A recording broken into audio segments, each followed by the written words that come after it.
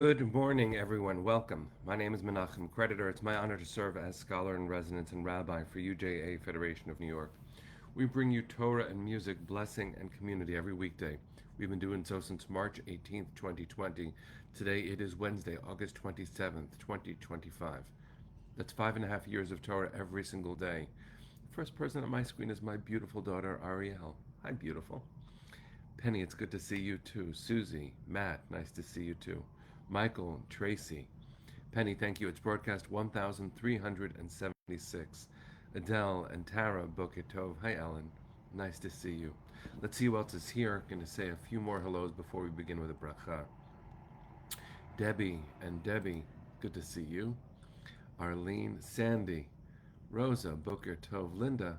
I gotta tell you, how many people say kind souls now because of you? Look what you did. Peter, sending love to you in Frankfurt. Amy, good to see you. Cynthia, Michelle, Boker Tov. Joyce, good to see you too. Hi, Sandy. Welcome. Let's see who else is here that I can say a quick hello to before we continue. Linda, Fran, Deborah, and Eileen, Boker Tov. All right, good to see all of you. Let's take a breath, sing a bracha, let's learn some Torah.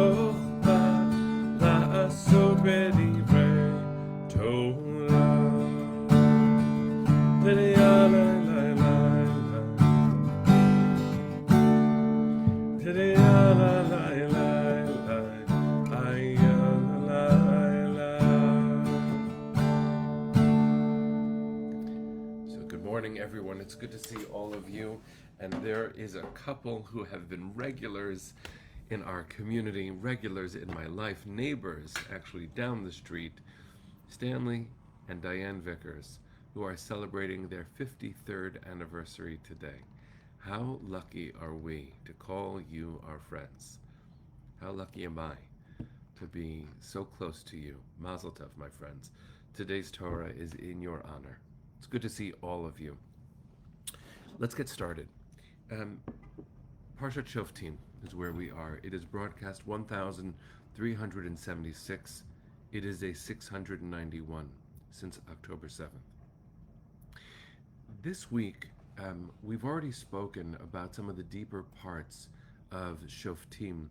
In chapter 17 of the book of Deuteronomy, we read about the rules limiting a king's power, telling us that if we want to be a people like all other peoples, which seems to be an ache in the Jewish heart since time immemorial, we have to be mindful about how we do that.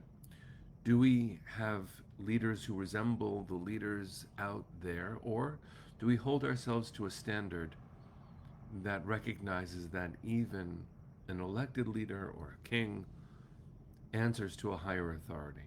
What's the systemic rule in Jewish legal theory? Actually, borrowing a word from German, the word is Grundnorm. What is the ground norm for all of the power and all of the authority and all of the decision making? Well, for us, it's clearly Torah, and the source of Torah is the divine. That doesn't mean that all of us in Jewish tradition, rabbis, normal people, believe that God wrote the Torah and that's why we follow the rules.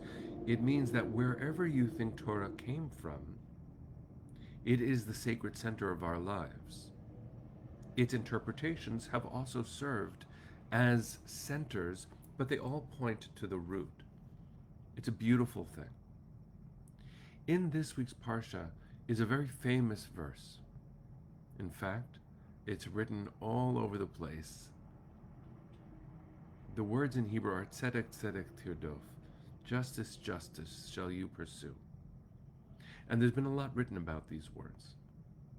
I want to channel some teaching from a friend of mine, a teacher of mine, a teacher of all of ours. His name is Daniel Septimus. Some of you might know this beautiful person.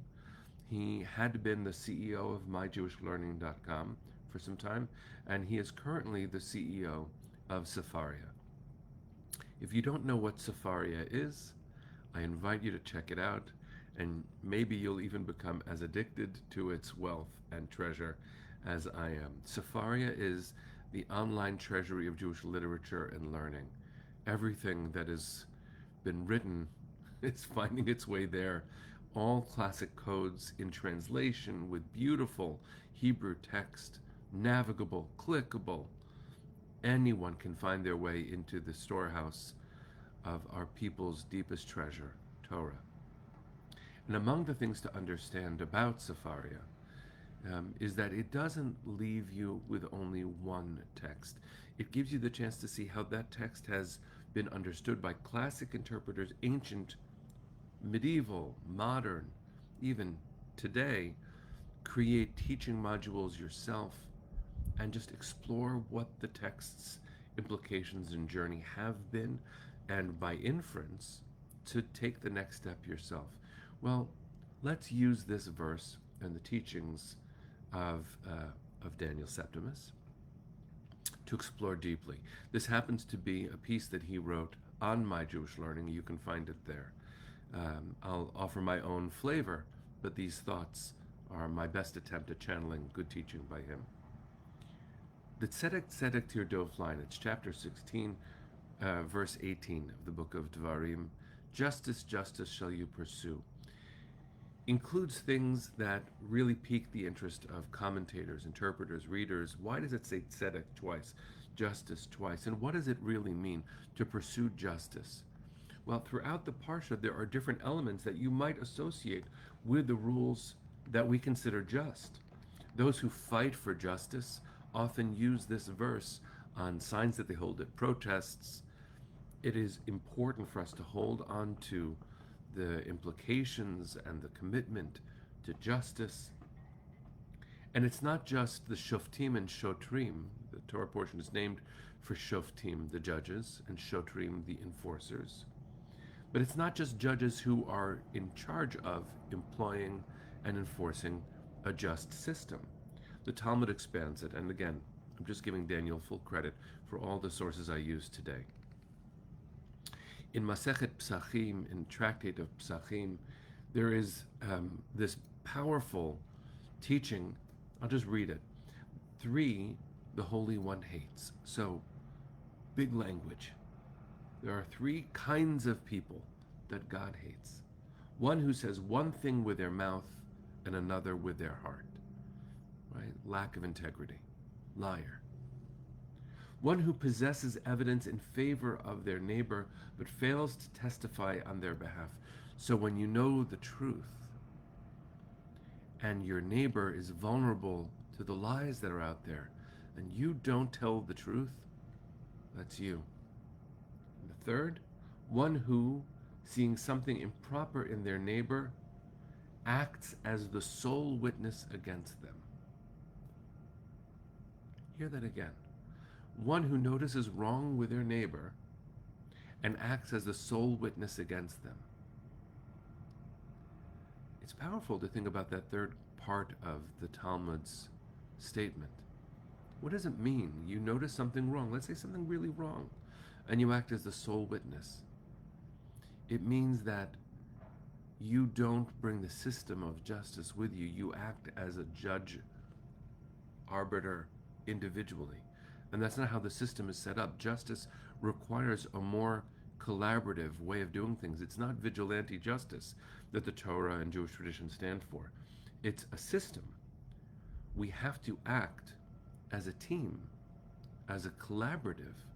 It is really important for any one of us who has a fierce sense of what is right to work with others if we want to truly achieve it. There are other laws in the Parsha that continue the thought of how to pursue justice, including a very famous one which has deep implications today. When you go to war, you must always offer your enemy terms of peace first. And we use this as a challenge, a very important challenge. The idea that if you're going to go to war, you have to offer terms of peace should influence the way all of us, especially those of us with significant power at our disposal, deal with our relationships, deal with people with whom we disagree. And this language, that you must offer terms of peace, is often used by critics of any war, including the current ones. But what you might not know is that the continuation doesn't sound so modern, doesn't sound so progressive, to use a term. Because if, friends, what happens if they accept those terms of peace? What does that peace look like? This is the continuation of that verse. If they respond peacefully and let you in, the people present there shall serve you as forced labor. That's chapter 20, verse 11 of the book of Deuteronomy. The same Parsha that talks about justice, justice shall you pursue, even understood with a beautiful interpretation of my friend John Horowitz here. Restorative justice, justice shall we pursue. It's so important. It's so, so important. Just pausing for a second, Linda, no changes in setting. I see your comment, which means you're able to comment. And therefore, I want to point to a few different elements that we've already looked at and continue and make the point. This Parsha, Parshat Shoftim, named for the judges that we are called to appoint, and the Shotrim, the legal enforcement, often understood as police, we are called to have in a society that means to be just, meaning you need the rules and you need to be able to enforce them.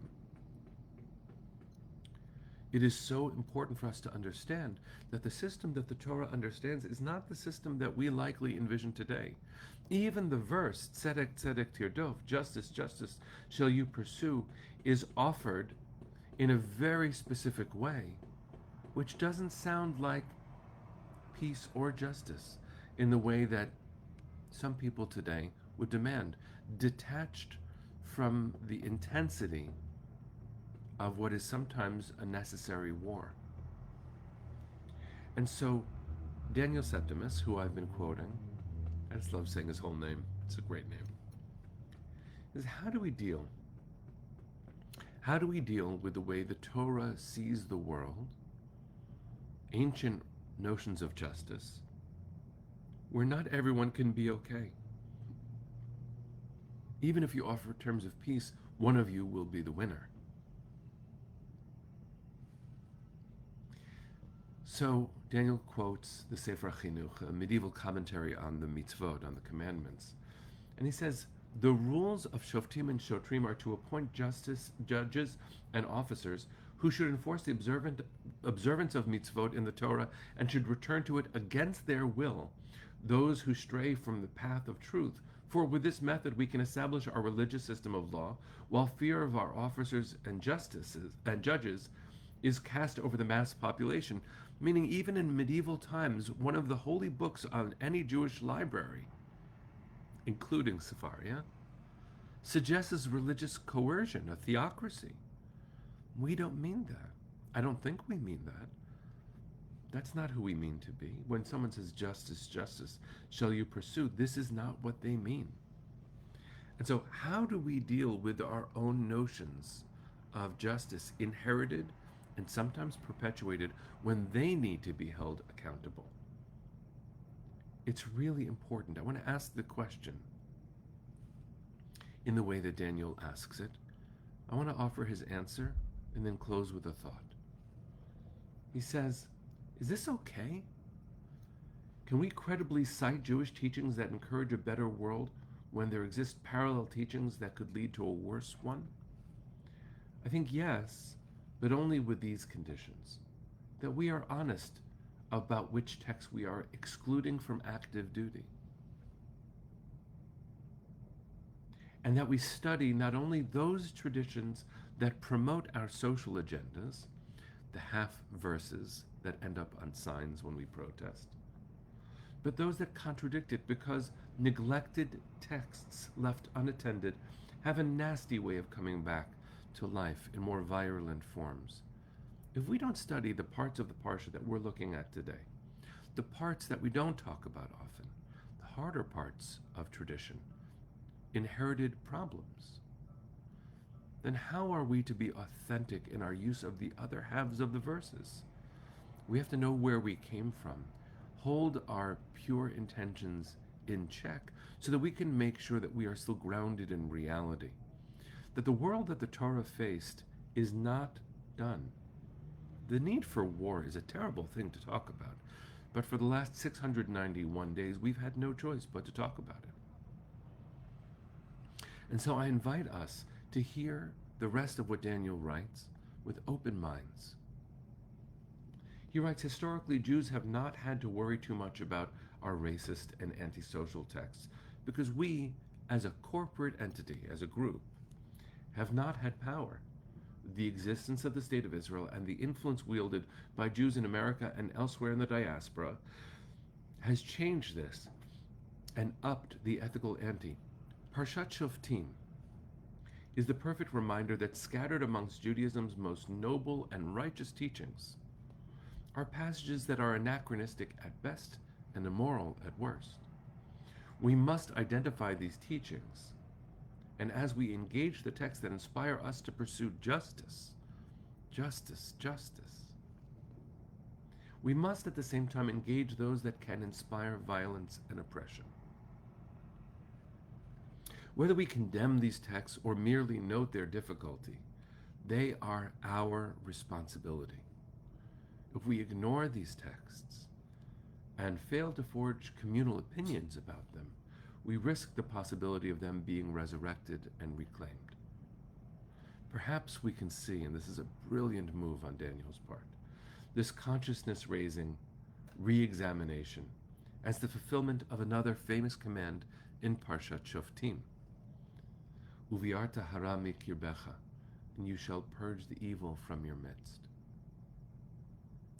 It's important for us, even in these moments, even in day 691, even as we fight, even as we must fight, for us to hold ourselves accountable to a textured understanding of our tradition.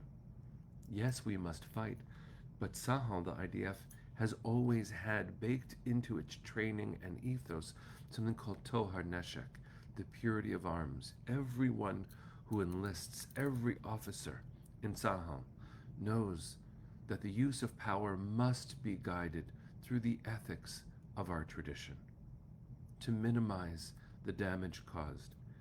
And this is not a judgment of Tzahal. I pray for the safety and the return, the safe return of every soldier fighting for Am Yisrael, fighting for Medinat Yisrael. We must, as Arlene just boiled it down, pursue justice with integrity. We have our own darker parts, and we now wield power, which we needed. I've long understood Zionism as the ethical use of power we wish we didn't need. And some of the texts that I've shared today were written during times where we had no power, and so the notion of what we would do with it was far detached from reality. But here we are today, with the power we need, in a moment where we truly continue to need it. We have to exercise it. We cannot show up without it. And yet, we have to be reflective in our use of it, always. That's how we stay mensches when we fight. What a powerful thing it is, friends, to be part of Am Yisrael. Strong enough to fight for our lives and strong enough to fight for our worth. We've never agreed as a people. We haven't. Not in the Torah, not in early rabbinic Judaism, not in the diaspora, not in our return to our homeland. I don't think we should hope for agreement. No. And we come together, especially when we're hurt. We must. But when we finally, please God, begin to emerge from this moment of dire necessity, because we will, when we have our 50 beloveds in our arms again, we will always have this sacred obligation, tzedek, tzedek, tirdof, to pursue justice. And maybe the reason it's said twice is because you can't pursue it once and say you found it. It is an ongoing, always obligation. Tzedek, tzedek, tirdof. May we always reach higher. May we always have the courage to look within and to continue growing. May we hold our beloveds in our arms today. Please God, today. Send your hearts to the east. Sing with me. Kol hod balevav pnima nefesh Yehudi homia ulefatei mizrach kadima ayin letzion Sophia od lo avda tikvateinu hatikva bat shnot alpayim liot am chofshi be'artzeinu Eretz Zion v'Yerushalayim liot am chofshi be'artzeinu Eretz Zion v'Yerushalayim. Bring them home now. Am Yisrael Chai. See you tomorrow, my friends.